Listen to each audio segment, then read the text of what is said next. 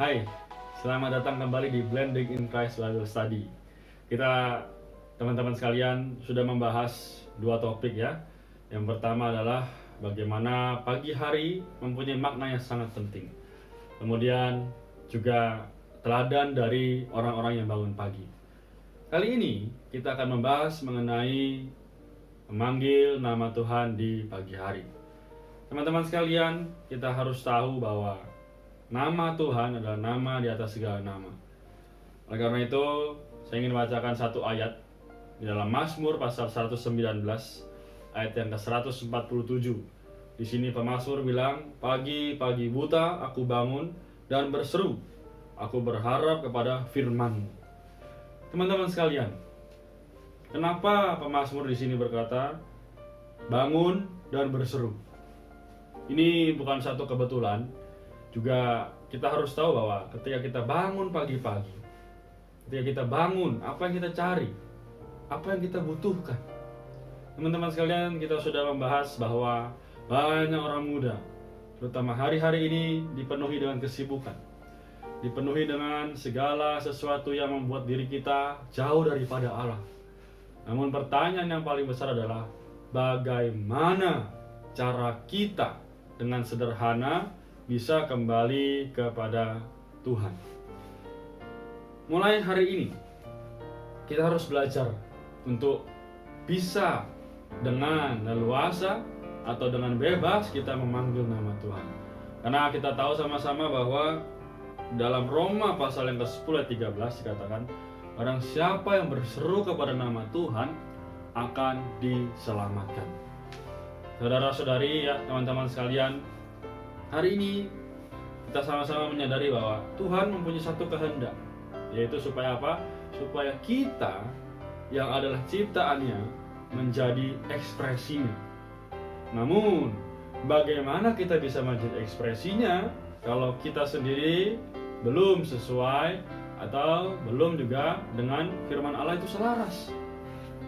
Teman-teman sekalian, kita perlu hati-hati. Mengapa? Karena hari-hari ini banyak sekali situasi, kondisi yang membuat kita ragu.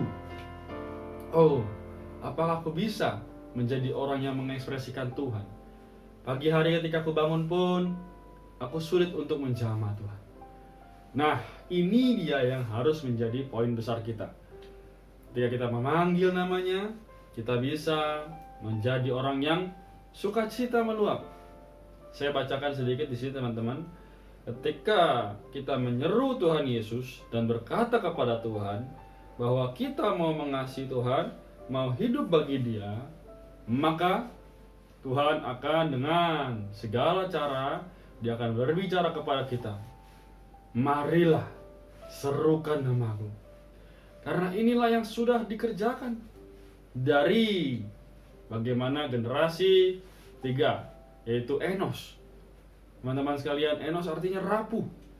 Nah, kita juga demikian, manusia yang rapuh. Kita tanpa Allah bisa berbuat apa? Kita tanpa Allah bagaimana? Apakah saya, Anda bisa bertahan kalau tanpa Allah? Maka itu teman-teman, mari kita sama-sama belajar untuk bisa memanggil nama Tuhan di dalam setiap waktu, kesesakan, di dalam setiap sukacita, di dalam setiap apapun situasi kita.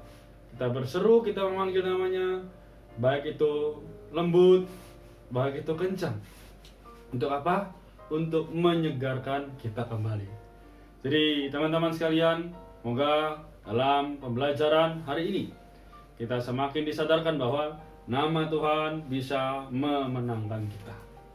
Nama Tuhan bisa menjadikan kita ekspresinya atau menjadikan kita cerminannya.